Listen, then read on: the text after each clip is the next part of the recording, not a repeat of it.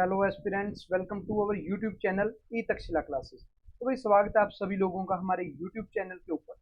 दोस्तों आज के इस सेशन में पार्ट 2 डिस्कस करेंगे जिसमें हम previous year questions of geography year 2024 to 2015 ये क्वेश्चन डिस्कस करने वाले हैं। आज का ये हमारा सेकंड सेशन है। जिसने अभी तक पार्ट 1 नहीं देखा वो हमारे यूट्यूब चैनल पे जाके पार्ट 1 देख सकता है।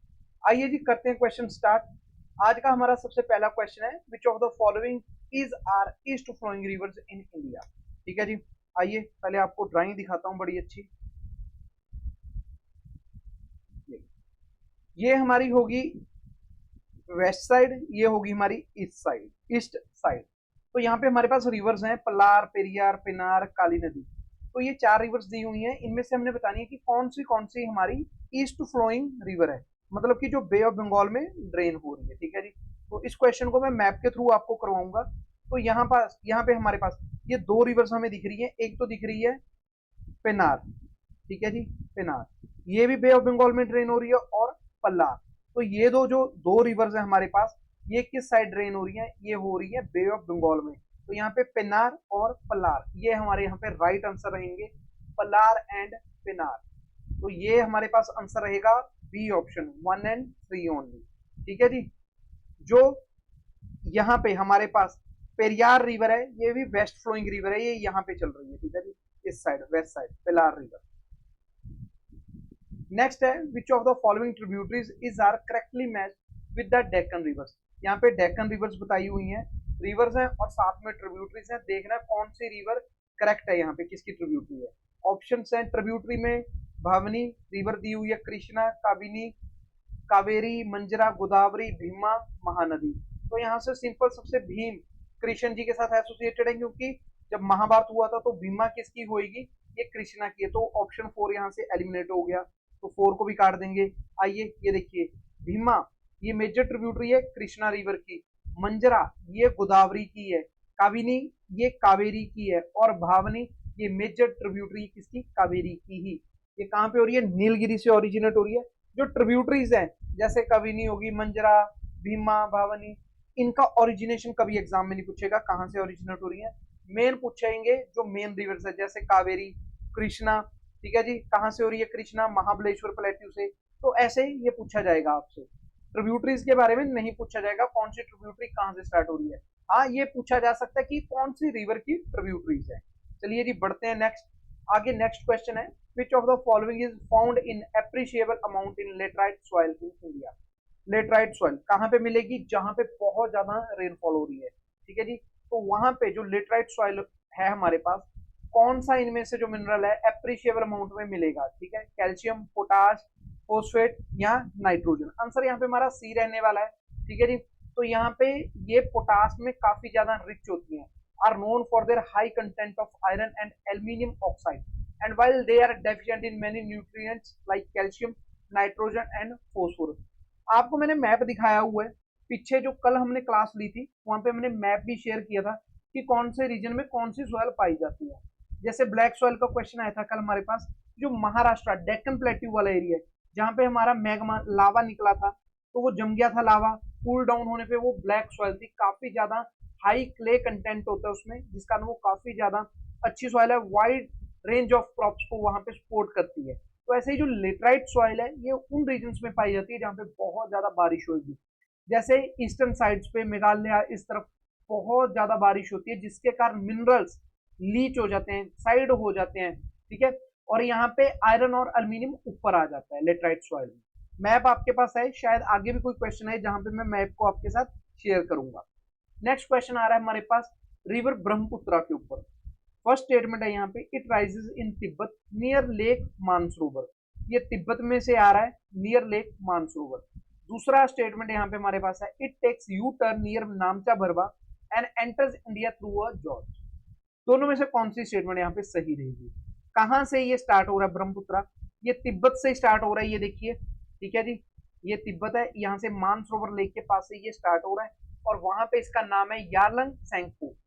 इंडिया में जब ये एंटर करेगा, ये देखिए यहाँ पे ये यू शेप टर्न ले रहा है। ठीक है, क्वेश्चन में था कि it takes U turn near Namcha Barwa and enters India through a gorge. तो पहली स्टेटमेंट तो सही है, तिब्बत में नियर लेक मानसरोवर ये स्टार्ट हो रहा है और यू टर्न ले रहा है और इंडिया में नामचा बरवा से एंटर हो रहा है, ठीक है, near Namcha Barwa and enter India through the George. तो यहाँ पे ये देखिए यू टर्न ले रहा है, ये मार्कर भी मेरा वैसे रेडी है पर हाँ इजिली दिख जाएगा। तो यहाँ से ये इंडिया में एंटर करेगा, पीछे इसका नाम है यारलंग तसांगपो, इंडिया में क्या नाम होगा, ब्रह्मपुत्रा। ठीक है जी, याद रखिएगा दोनों स्टेटमेंट यहाँ पे सही है, आंसर हमारा रहेगा both 1 and 2 only. Next question है 2024 का जो फर्स्ट पेपर है यहाँ से उसके क्वेश्चन स्टार्ट हो रहे हैं। हर पेपर में ज्योग्राफी की अगर मैं क्वेश्चंस की वेटेज की बात करूं तो 15 से 20 क्वेश्चन पूछे जाते हैं। 24 का जो सेकंड पेपर था वहां पे हमारे पास 19 क्वेश्चन थे जो ज्योग्राफी से थे। तो आप खुद सोच लीजिए एक क्वेश्चन 4 नंबर का होता है, तो हमारे पास 76 मार्क्स के क्वेश्चन थे जो ज्योग्राफी में पूछे गए थे और इजीली बच्चे यहाँ पे मैं तो बोलूंगा 76 ही बच्चे ले सकते थे। अगर आपको लगता है कि क्वेश्चन रुकेगा तो वो ज्यादा नहीं, एक आधा क्वेश्चन रुकेगा, तब भी आपके 70 से 72 के करीब नंबर इजिली आप ज्योग्राफी में क्या कर सकते हो, ले सकते हो। 20 क्वेश्चन है, 80 नंबर का पेपर है यहाँ से आपका ज्योग्राफी से आता है, तो इजिली आप 70 नंबर ज्योग्राफी में ले सकते हो। काफी अच्छा स्कोर है यार, हमें एनडीए में 380 नंबर लाने होते हैं, वैसे तो कट ऑफ अब तो जा रही है 300-320 के राउंड, बट अगर हम अगर मैं बताऊं स्मार्ट अप्रोच से रखें, हार्ड वर्क तो है ही है बट एक स्मार्ट वर्क करें अगर हम, तो हम ऐसे क्वेश्चंस को सेग्रीगेट करेंगे कि कौन से सब्जेक्ट से कितने क्वेश्चन आ रहे हैं। इंग्लिश से 50 क्वेश्चन आ रहे हैं तो इजीली वहां पे हम 150 स्कोर कर सकते हैं। ज्योग्राफी होगी, पॉलिटी होगी, पॉलिटी के सेक्शन की अगर मैं बात करूं तो कई बार ऐसा होता है कि क्वेश्चन बहुत कम पूछे जाते हैं, कई बार 10 से 11 क्वेश्चन पूछे जा सकते हैं और पॉलिटी बड़ी ही सिंपल आती है एनडी में, इजीली स्कोरेबल होती है। तो चलिए जी अब बढ़ते हैं 2024 के फर्स्ट पेपर की तरफ। पहला क्वेश्चन यहाँ पे 2024-1 का है इंटरनेशनल डेडलाइन के ऊपर। एक और बात दोस्तों, यूपीएससी लैटिट्यूड लॉन्गिट्यूड इस टॉपिक से बड़ा प्यार करती है, एनडीए हो, सीडीएस हो, सीएपीएफ हो, हर बारी इस टॉपिक से क्वेश्चन आता है तीनों एग्जाम में। मेनली हर बार यह कभी होएगा कि सीडीएस में नहीं पूछा, एनडीए में पूछेगा, बट कई बार तो ये होता है कि 2-2, 3-3 क्वेश्चन पूछे हुए होते हैं एक ही एग्जाम। आइए अब देखते हैं इंटरनेशनल डेडलाइन के ऊपर स्टेटमेंट्स हैं। पहला है इट इज रफली 180 degree meridian which deviates slightly east and west to avoid landmass surrounded by the Atlantic Ocean।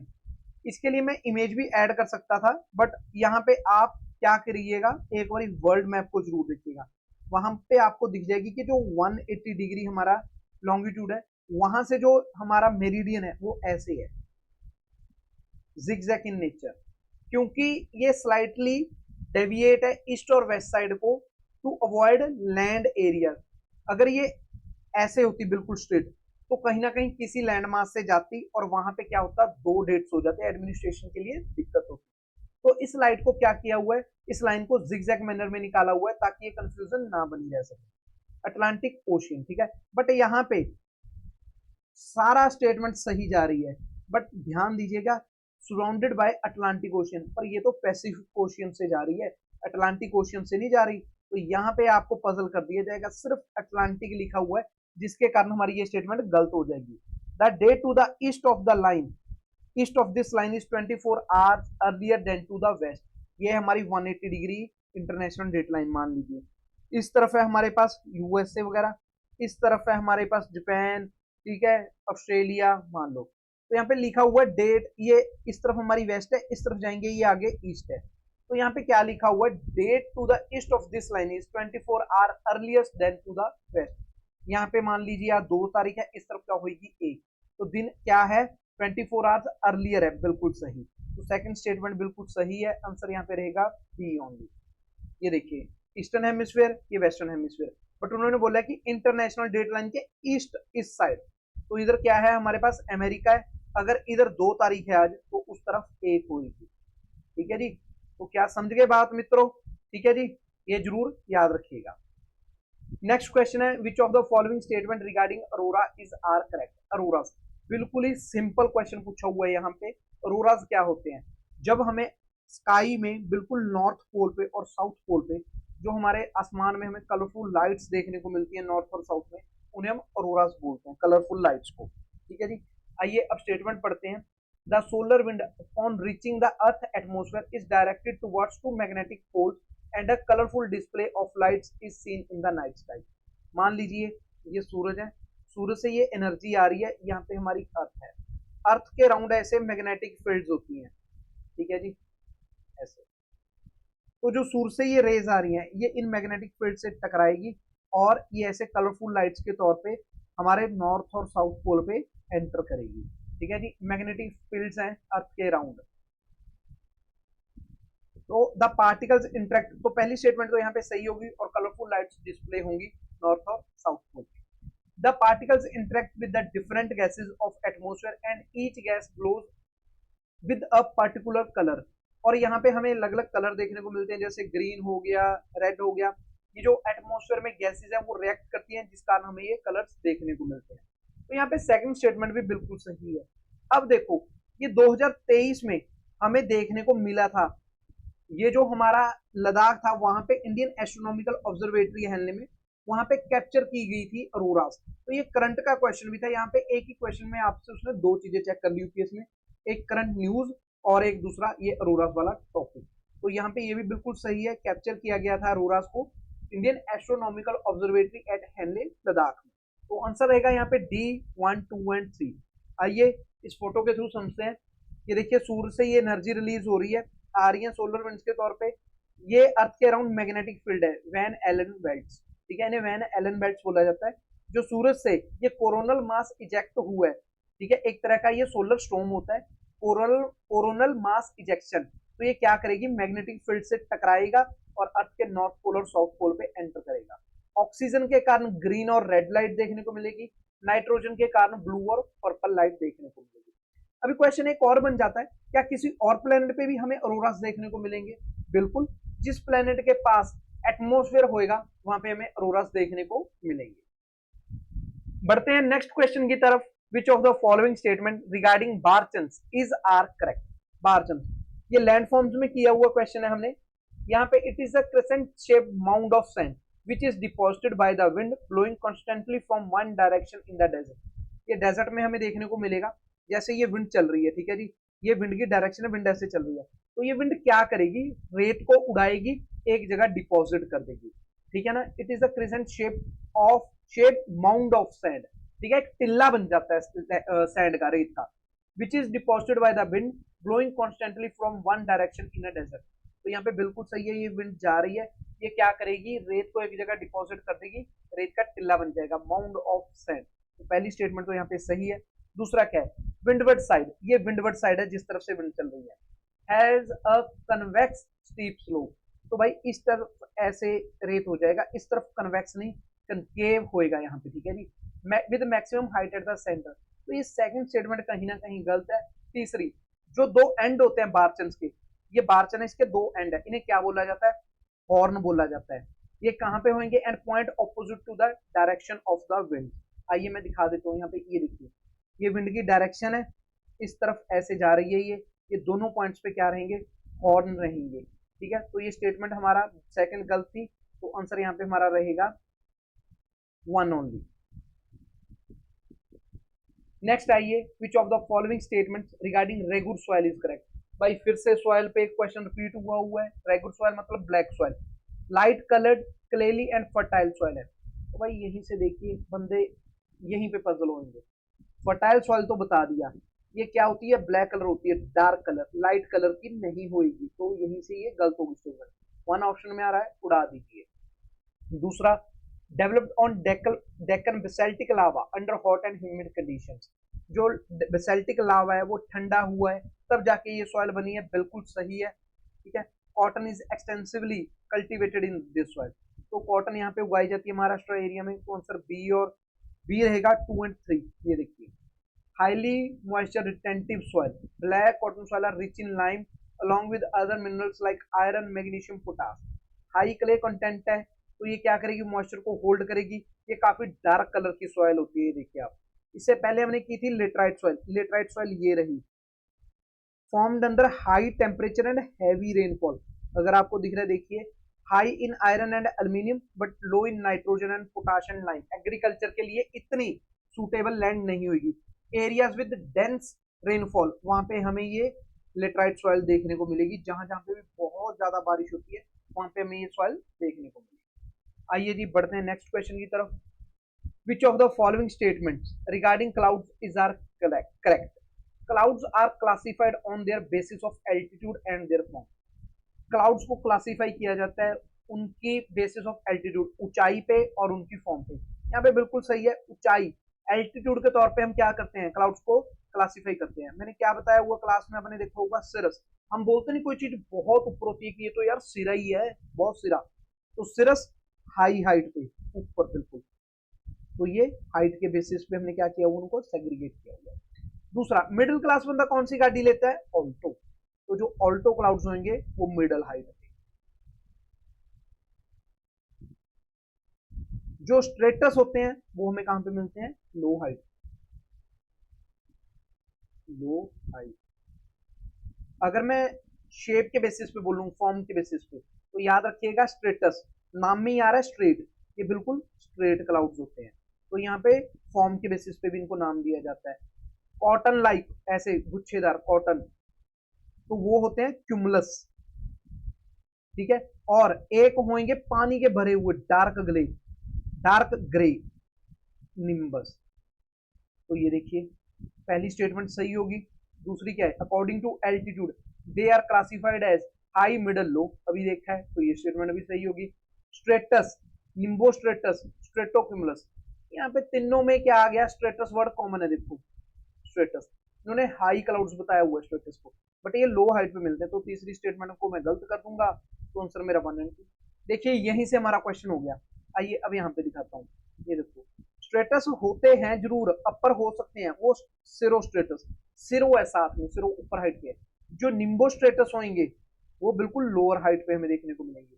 स्ट्रेटोक्यूमुलस ये भी नीचे देखने को मिल रहे हैं, स्ट्रेटस ये भी नीचे। यहाँ पे सिरो वर्ड साथ में था, ये देखिए जो सिरस है ये फेदरी अपीयरेंस है, बहुत ऊपर हाइट में। अल्टो मिडल में मिलेंगे, अल्टो स्ट्रेटस स्ट्रेट, अल्टो क्यूमुलस गुच्छेदार कॉटन लाइक, स्ट्रेटस नीचे है, स्ट्रेटोक्यूमुलस है गुच्छेदार, स्ट्रेटस है स्ट्रेट, निम्बो स्ट्रेटस, निम्बो वर्ड जहां पे आ गया बारिश, कंटिन्यूस प्रेसिपिटेशन के लिए निम्बो स्ट्रेटस, ठीक है जी। तो ये था हमारा क्लाउड्स के ऊपर क्वेश्चन, बिल्कुल सिंपल। नेक्स्ट आइए, consider the following statement regarding the fronts. Front के ऊपर क्वेश्चन है, ये हमने जब साइक्लोन वाला टॉपिक किया था तब किया था, टाइप्स ऑफ रेनफॉल में भी हमारे पास आता है साइक्लोनिक रेनफॉल। यहाँ पे देखिए 0 डिग्री इक्वेटर, 30 डिग्री, ये सारा हमारा ट्रॉपिकल जोन है, मतलब गर्म एरिया, ये हमारा टेम्परेट जोन 60 तक। अब यहाँ पे देखिए ट्रॉपिकल जोन में हवा चल रही है, वो काफी लंबे टाइम के लिए हवा चल रही है, यहाँ पे गर्म एरिया, तो वो हवा क्या करेगी, उस एरिया के कैरेक्टरिस्टिक्स को क्या कर लेगी, अब्सॉर्ब कर लेगी, वो हवा गर्म हो जाएगी। इधर जो एरिया में हवा चल रही है वो क्या होगी, कोल्ड विंड, ठंडे एरिया में चल रही है तो वो ठंडी हवा होगी। तो ये क्या होंगी विंड्स, गर्म हवा ऊपर उठेगी, ठंडी हवा नीचे बैठेगी, तो ये क्या होंगी, टेम्परेट एरिया में जाके जब टकराएंगी तो वहां पे ये फ्रंट्स क्रिएट कर देंगी। ये है हमारा कोल्ड विंड है, तो इसे कोल्ड फ्रंट, कोल्ड विंड है, ये वार्म है, तो जब ये टकराने वाली होंगी यहाँ पे क्या क्रिएट कर देंगी, ये फ्रंट क्रिएट कर देंगी, यहाँ पे फ्रंट बना दिया। यहाँ पे movement of a front cause a slow change in weather in the area over which it move. जब ये दो हवाएं टकराएंगी तो जो यहाँ पे फ्रंट बनेगा वहां पे वेदर कंडीशंस धीरे धीरे चेंज होने लग जाएंगी, थोड़ा थोड़ा वेदर में स्लोली चेंजेस आने स्टार्ट हो जाएंगे। तो पहली स्टेटमेंट सही है। यहाँ पे कोल्ड फ्रंट, जब कोल्ड फ्रंट डोमिनेट करेगा, वार्म में टकराएगा, तब काफी ज्यादा बारिश होती है एसोसिएटेड विद थंडरस्टॉर्म, बिल्कुल सही। Warm front is the boundary between an advancing mass of warm air where it is overriding and rising above a mass of colder air। तो गर्म हवा लाइटर होके क्या होगी, ऊपर उठेगी और ठंडी हवा नीचे बैठेगी। वार्म फ्रंट बाउंड्री है जो बीच में क्रिएट करेगा advancing mass of warm air के बीच में, उसको ओवरराइड करेगा और राइज ऊपर उठेगा mass of the colder air. यहाँ पे भी बिल्कुल ठीक है, जो वार्म फ्रंट होते हैं ना वो बिल्कुल स्लोली मूव करते हैं, अगर मैं कंपैरिजन करूं कोल्ड फ्रंट के साथ, ठीक है जी। तो ये क्या करेंगे, वार्म फ्रंट स्लोली मूव करेंगे, तो यहाँ पे क्या होएगा, जो कंडीशंस है वेदर की ये भी चेंज होएंगी। कोल्ड फ्रंट के कारण क्या होता है, बारिश भी होती है क्योंकि वार्म एयर को पुश करेगा, जिसके कारण वार्म एयर बहुत जल्दी ऊपर उठेगी, और इस जो जल्दी उठेगी इस कारण ये थंडरस्टॉर्म में क्या होगी, डेवलपमेंट हो जाएगी, और उसके बाद काफी ज्यादा हैवी रेनफॉल होगी और थंडरस्टॉर्म होंगे। तो यहाँ पे आंसर हमारा क्या रहेगा, 1, 2 and 3 ओनली। तो यहाँ पे तीनों स्टेटमेंट्स हमारे पास क्या है, करेक्ट है मित्रों। आइए नेक्स्ट करते हैं हमारे पास, consider the following statement regarding the soil. Soil के ऊपर फिर से क्वेश्चन आया हुआ है, soils having a very high content of sodium and calcium and pH of more than 7 are alkaline soils.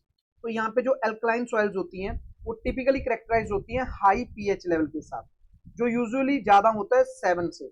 ऑफनली ये कंटेन करते हैं high concentration of salt, particularly मान लीजिए सोडियम, समटाइम कैल्शियम। तो यहाँ पे मैं ये बोल सकता हूँ प्रेजेंस है दोनों की, सोडियम और कैल्शियम की, बट टुगेदर ये अनकॉमन होता है अल्कलाइन सॉइल में। तो यहाँ पे क्या है, ये कॉमन नहीं होता, अनकॉमन होता है अल्कलाइन सॉइल में। रैदर इसको मैं क्या बोलूंगा, यहाँ पे अल्कलाइन सॉइल में नहीं होता, इसको मैं क्या बोलूंगा, सोडिक सॉइल बोलूंगा, सोडिक सॉइल। अल्कलाइन में ये कॉमन नहीं होता, ठीक है जी, कैल्शियम दोनों की प्रेजेंस, सोडिक सॉइल बोलूंगा इसको। तो पहली स्टेटमेंट यहाँ पे गलत होगी। Black cotton soil has developed on the Deccan basaltic lava under hot and humid conditions. Statement देखो फिर से रिपीट हुई है, पीछे हमने क्वेश्चन किया 2024 के पेपर में यही क्वेश्चन फिर स्टेटमेंट सेम रिपीट हुई है। चाहे तो मैं दिखा सकता हूँ, आइए अभी एक सेकंड लगेगा, ये देखिए, it is developed on Deccan basaltic lava under hot and humid conditions. फिर से वही स्टेटमेंट रिपीट हुई है, had developed on the Deccan basaltic lava under hot and humid conditions।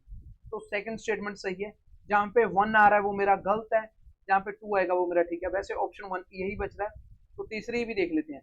फिर से लेटराइट सॉइल पे आया हुआ है, are characterised by deep weathered layer from which silica has been released. तो यहाँ पे जो लेटराइट सॉइल है इसमें क्या हो रहा है, लेटराइट सॉइल में भाई बारिश इतनी ज्यादा हो रही है जिसके कारण जो सिलिका है वो लीच अवे हो जाता है, आयरन कंटेंट ऊपर आ जाता है। तो यहाँ पे आंसर मेरा रहेगा 2 और 3 ऑन। अब नेक्स्ट बात करेंगे हम ग्रासलैंड के ऊपर। ग्रासलैंड के ऊपर हमारा क्वेश्चन है, an extensive area of mid latitude grasslands are devoid of trees and shrubs. वो एरिया मिड लैटिट्यूड का जहां पे ट्रीज और श्रब्स नहीं है।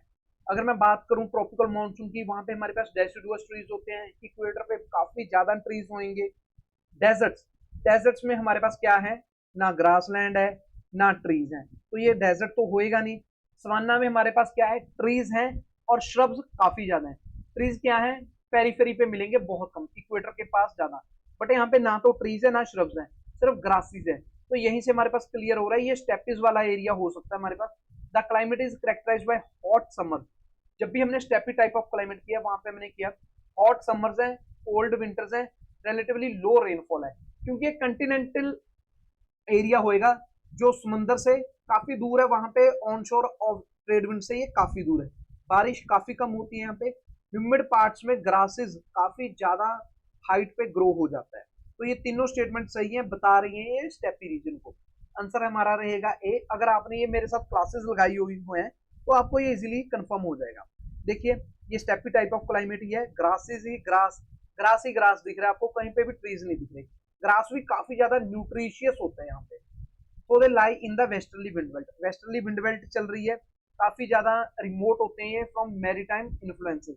ग्रासलैंड जो होंगे प्रैक्टिकली ट्रीलेस होंगे, रेनफॉल जहाँ पे थोड़ी बहुत ही होगी, मॉडरेट होगी, मान लीजिए 20 इंचेस, वहां पे ग्रासेस काफी टॉल होंगे, फ्रेश होंगे और काफी ज्यादा न्यूट्रिशियस ग्रासेस हमें देखने को मिलेगा यहाँ पे, ठीक है जी। अब there location in the heart of the continents, एक सेकंड दो मेरे को थोड़ा सा ये चार्जिंग पे लगाने दीजिए, चार्जिंग हो रहा, हाँ जी। Their location in the heart of continents mean that they have a little maritime influence in the heart of, मतलब इस तरफ भी कोई ना कोई क्लाइमेट होएगा, ठीक है जी। मैं यहाँ पे ड्रॉ कर रहा हूँ, ये दो, ठीक है, हार्ट ऑफ द कॉन्टिनेंट। इस तरफ आ जाएगा हमारा चाइना टाइप क्लाइमेट, इस तरफ आ गया मेडिटेरेनियन, तो बीच में आ गया कौन सा, स्टेपी टाइप। तो यहाँ पे क्या होएगा, ये बिल्कुल हार्ट ऑफ द कंटिनेंट्स में आएगा। बहुत कम बारिश होगी क्योंकि इधर से भी नहीं विंड्स पहुंच पा रही, जो पानी लेके आ रही है ना इस तरफ से आ रही है। समर्स वार्म होते हैं, विंटर कूल्ड होते हैं, तो यहीं से हमें आंसर मिल गया। आंसर रहेगा हमारा स्टेप बी। नेक्स्ट क्वेश्चन है, which of the following statement regarding neap tides are correct. It occurs every 14 to 15 days which coincides with the first and third quarter of the moon। यहाँ पे first statement हमारे पास बिल्कुल सही है।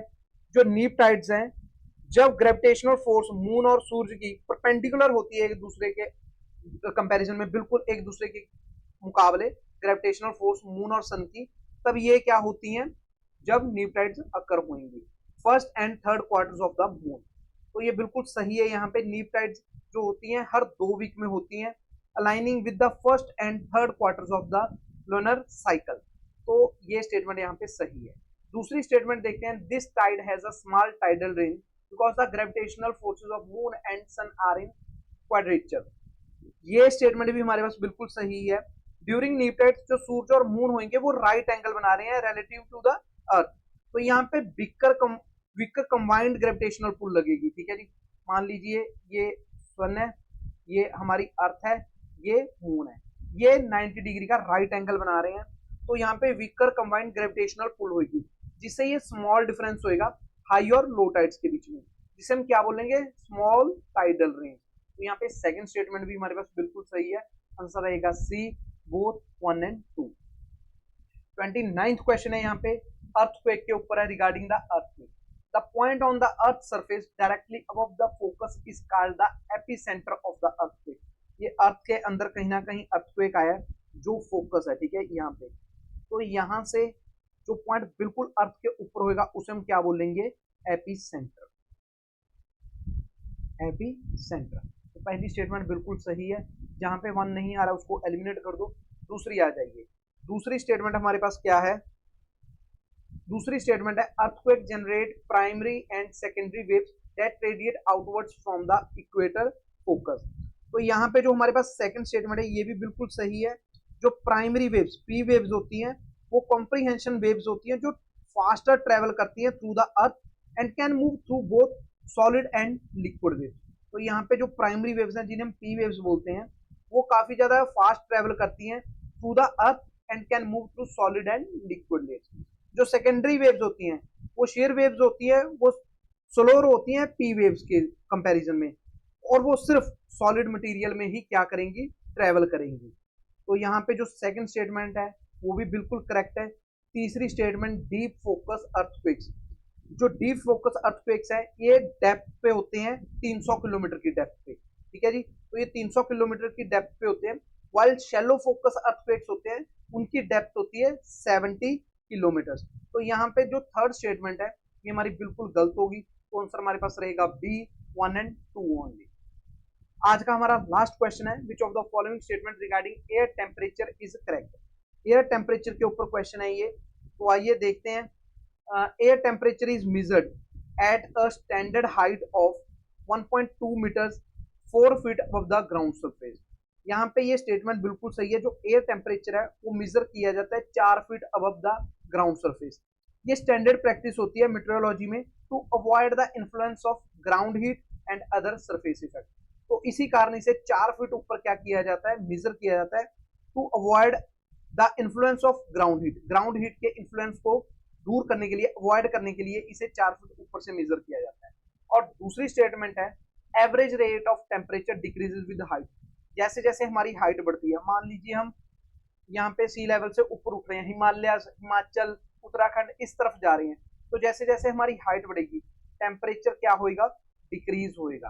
तो उसे term किया जाता है environmental temperature lapse rate, normal lapse rate. तो यहाँ पे ये भी बिल्कुल सही है। अगर जैसे जैसे हमारी हाइट बढ़ती है और टेम्परेचर भी बढ़े उसे क्या बोला जाएगा, inversion, temperature inversion. But normally अगर हाइट के साथ टेम्परेचर कम हो रहा है उसे बोला जाएगा एनवायरमेंटल टेम्परेचर लैप्स रेट। तो यहाँ पे ये स्टेटमेंट भी सही है। आंसर रहेगा हमारा सी, बोथ 1 एंड 2। तो दोस्तों आज के ये थे हमारे 15 क्वेश्चन। मिलेंगे कल के सेशन में। अगर आपको ये सेशन अच्छा लगा तो अपने दोस्तों के साथ शेयर कीजिएगा और उन्हें भी बताइएगा कि यहाँ पे थॉरोली कवर किया जा रहा है, डिस्कस किया जा रहा है एनडीए के प्रीवियस ईयर क्वेश्चन। एग्जाम के लिए काफी ज्यादा हेल्पफुल रहेंगे आपके लिए। मिलते हैं जल्दी नेक्स्ट वीडियो के साथ नेक्स्ट सेशन में। थैंक यू एंड जय हिंद।